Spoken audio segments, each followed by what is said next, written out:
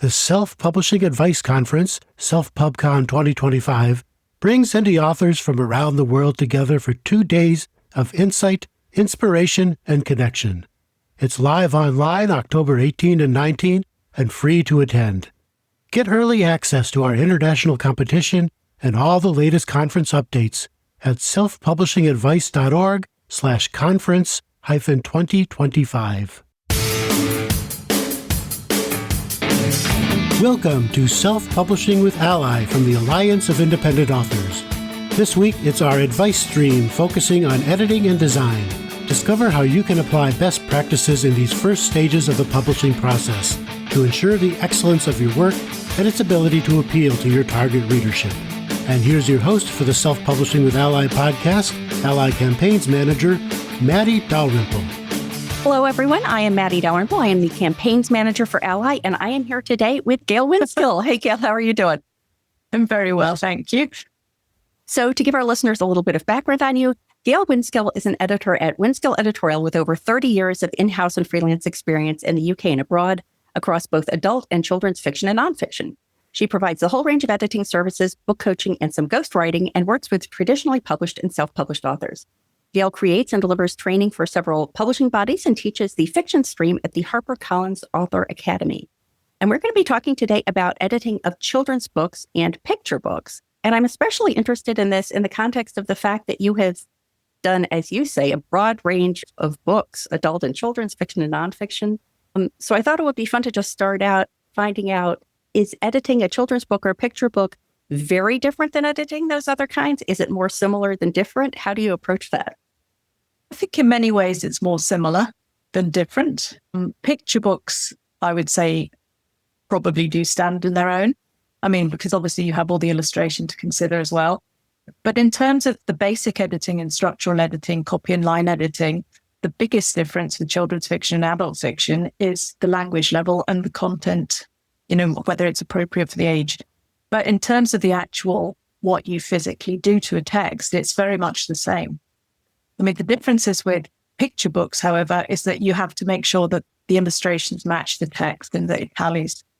So, yeah, that's probably the biggest difference, because you're editing the pictures to a degree only from the point of view that, you're making sure that what is in the text is reflected in the image and vice versa. So that is a slight difference. And when you get a picture book, let's say from someone, are you getting it in largely its finished form as far as the author and the illustrator expect? Are you getting sketches for illustrations? Like, what does it look like when you receive it as an editor? To be honest, I get it at all stages. It really depends who I'm working for. So with people who intend to either self-publish or who at a later stage intend to approach an agent or a publisher, I may get it as just text because they may not intend to do the illustrations. But what they will have is probably illustration ideas. So I can, think about that in relation to the text and try to marry up what their image and their vision is for their pictures alongside what their storyline is. From an actual publishing house, I would probably get finished artwork with everything laid out.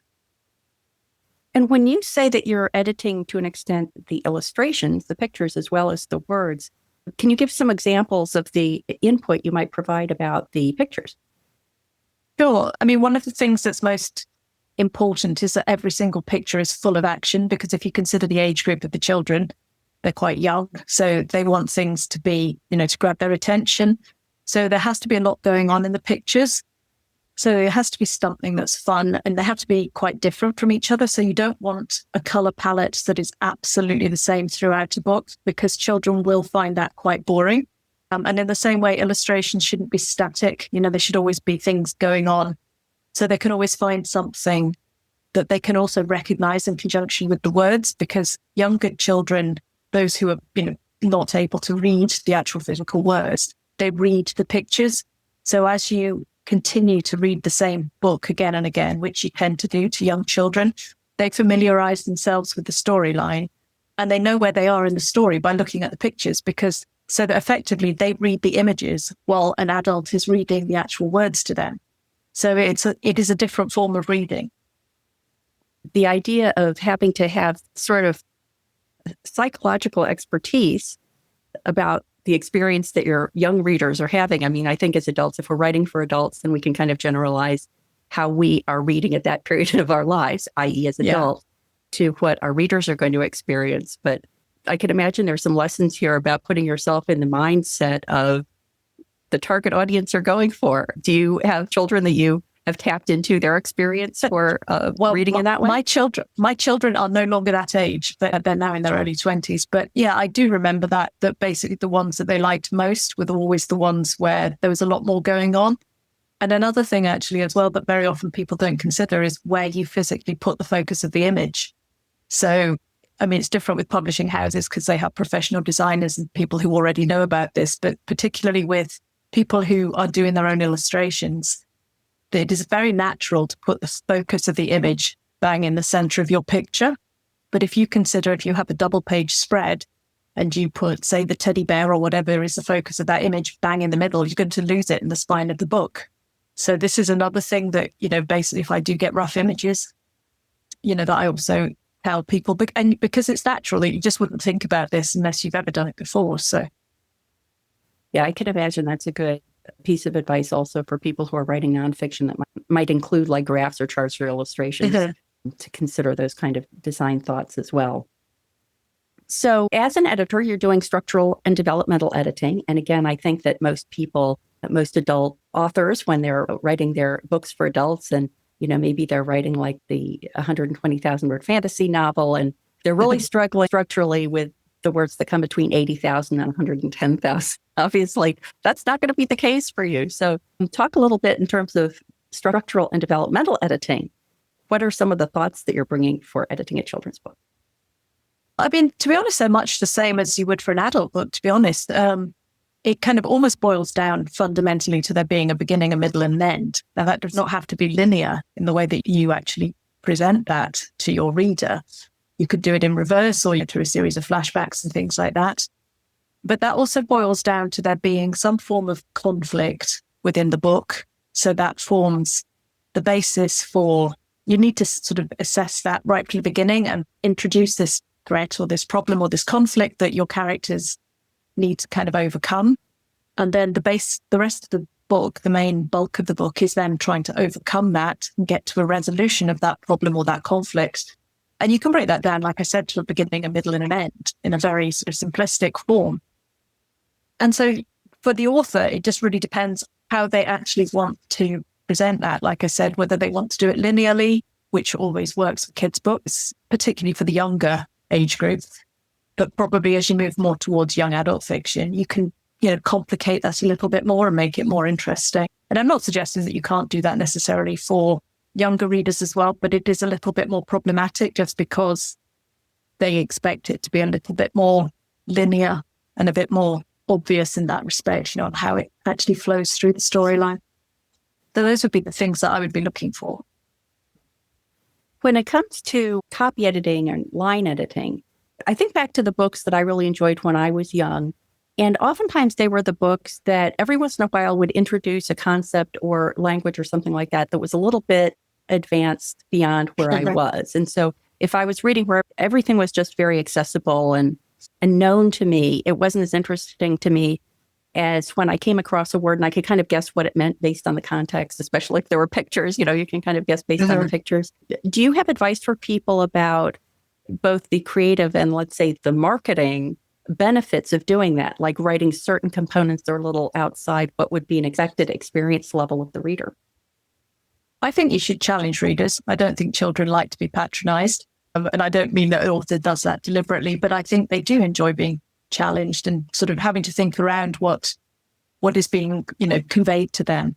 And I think, like you say, I mean, I remember the same as a kid as well, reading books where there were words where I wasn't entirely sure what they meant, but you could more or less get a vague idea from what the context was or, the situation that the characters were in.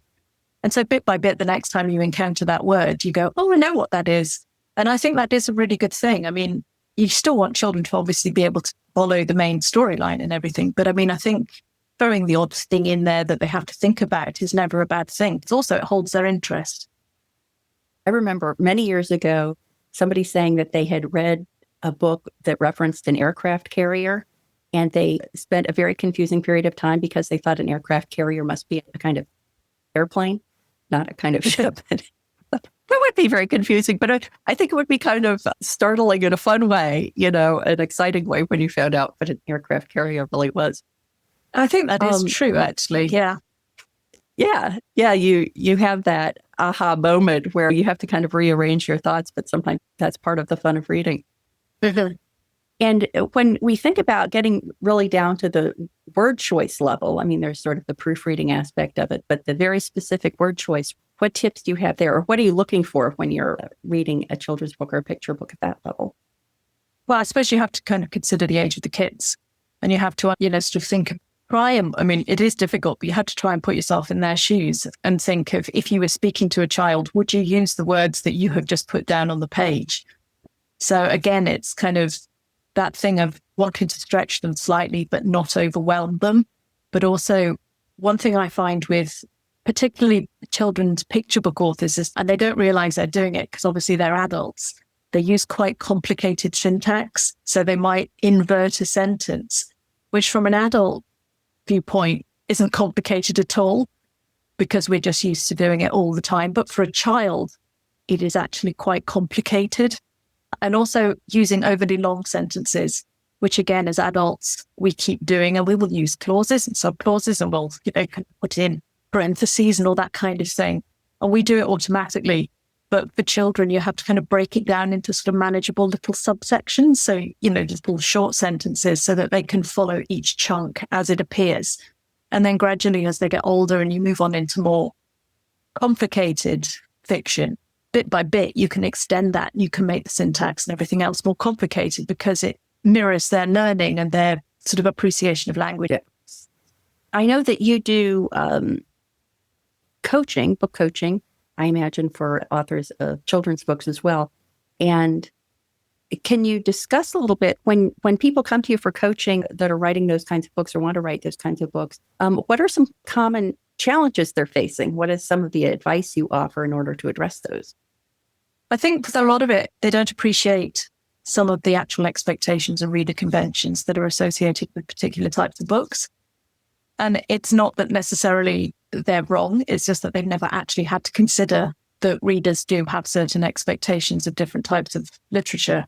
And in the same way, that has to be mirrored from a marketing point of view as well, because book buyers, look for certain things, but in the same way, booksellers also will be looking for certain things.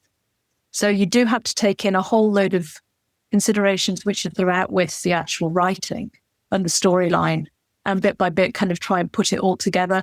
And I think a lot of the time, particularly new authors, don't appreciate that there is more to it than just putting the words on the page. And certainly when I teach my students, I always say that actually that's probably the most fun bit. And also in some respects, and I'm not at all suggesting that writing is easy, but it's also possibly the easiest bit from the point of view that the author is completely in control of that part. And then you have to kind of consider everything else that goes around it. I think a lot of authors aren't ready for that at the beginning just because they've never had to think about it. Are there insights that you've gotten in terms of what are smart moves from a marketing point of view that might not occur to someone who's strictly looking at it from the point of view of the creation of the book?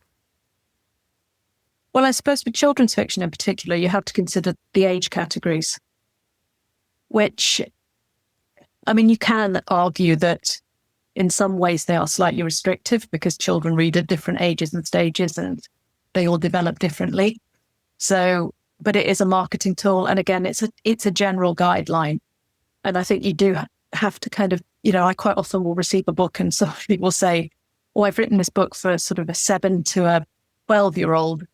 And you say to them, but that's not actually an actual category. So you have to kind of, explain to them why it's not a category in its own right, and then just sort of tweak it slightly. And very often it's just a question of, just very roughly shifting it one way or another to either go up slightly or down slightly, depending on the content of the story, because the story will be geared more towards younger kids or more towards slightly older children.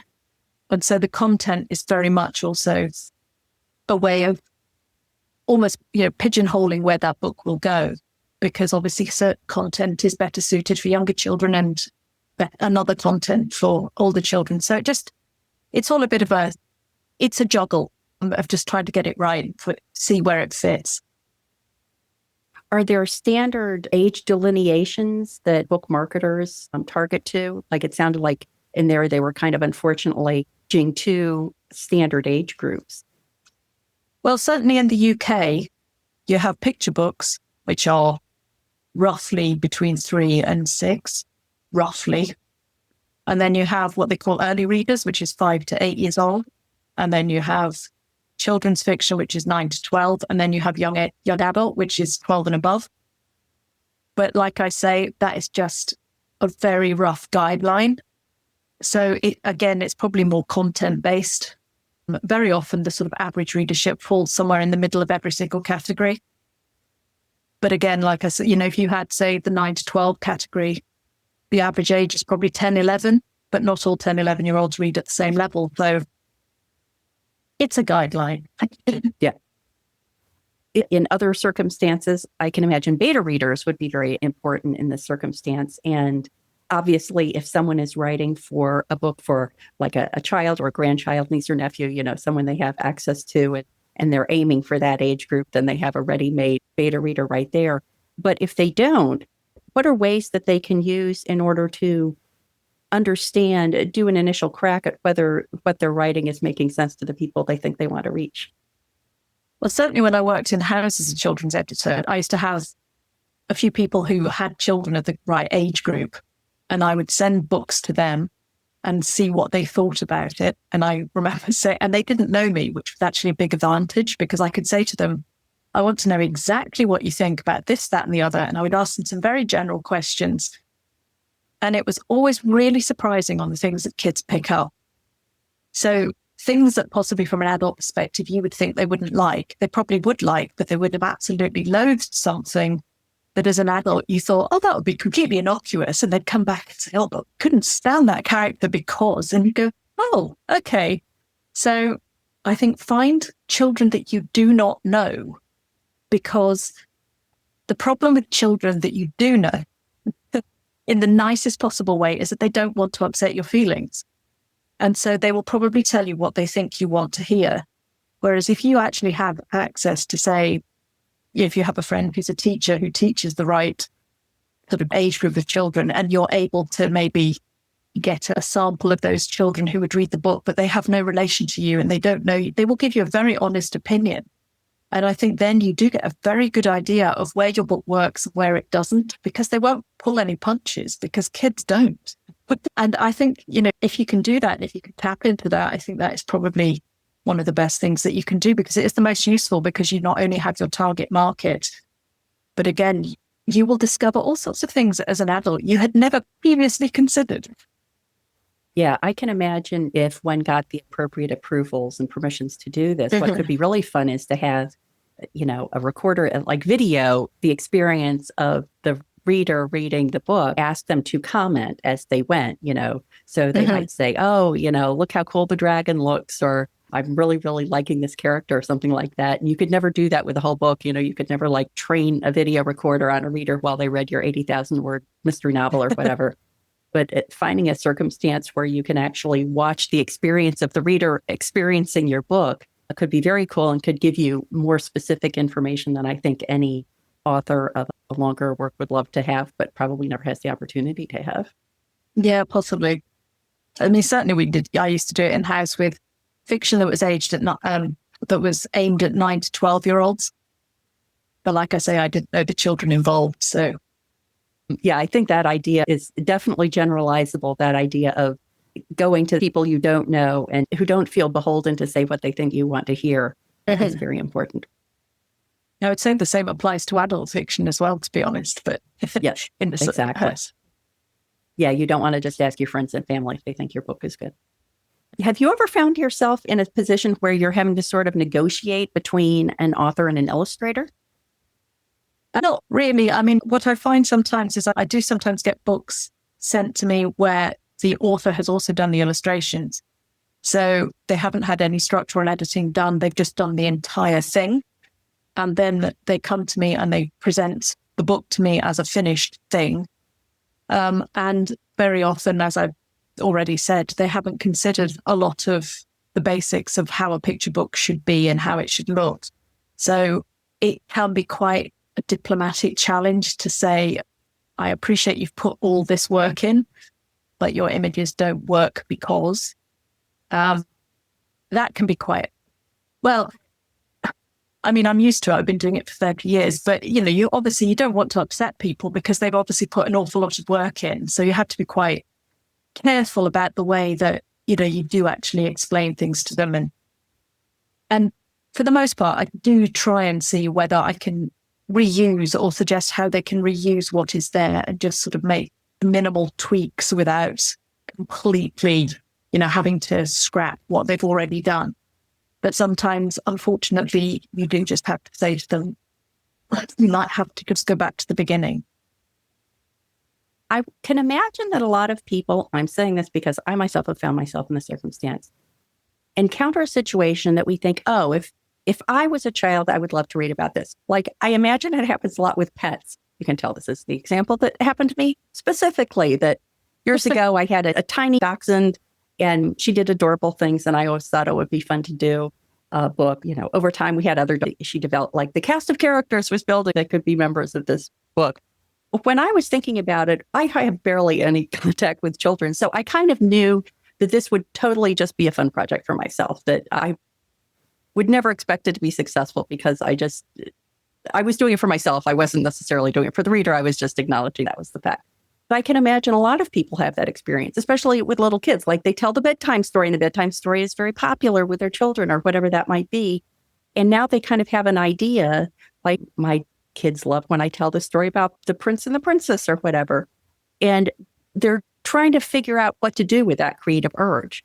And this might be, you might just be chatting with somebody about this over coffee or something. Maybe they aren't coming to you yet as a potential editor.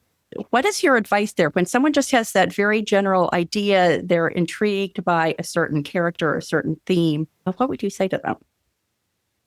I think I would, if they've been telling a story rather than having written it down, I think I would say to them, do consider how it's a completely different medium. And to consider that in the beginning. And then I would basically, first off, I would tell them to go and read everything they can find in that same sort of arena that they want to write in. Because by doing so, they'll understand what's out there. If they've never written before, they'll start to understand how a book is structured, how a story is structured, the kinds of things that age group find accessible, including the language level. So I think from a starting point, I would suggest that they do a lot of reading. And again, I tell all of my authors to do this, that reading is basically the best teacher. So whatever you're writing, I think having a good idea of what else is out there and but also I think from the point of view of not being demoralized by what is out there and what is really good, that does definitely help. But I think sometimes actually it's the stuff you don't like is just as instructive, because nobody likes everything. So, because, reading is a subjective thing. So you'll read something, you'll love it, and you'll take bits of that. You'll find something else that you really disagree with or you just don't like. But again, that's quite instructive because you'll decide, well, I don't want to do that. So, bit by bit, you start assimilating ideas and techniques. And then that's the way that you then, I think, start to think about how you can convey that story that you've been telling to your children as a verbal thing into a written format. I was just at the American Library Association conference in Philadelphia, and I was walking around admiring all the books, and there was a book there that caught my eye immediately. It looked like it was going to be a children's picture book, but regardless of the fact that I don't have children, I still had to pick it up and look at it because the cover was so intriguing.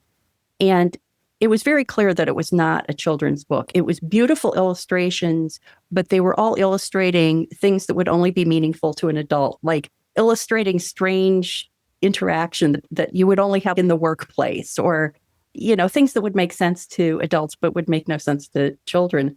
And I can imagine there might be a group of people who are thinking, I'm a skilled artist. I have these beautiful pictures. I have something to say about the pictures. I have something that I want to use the pictures to say, but they're not for kids. So there's this whole other market that would be picture books for adults that we haven't even talked about yet.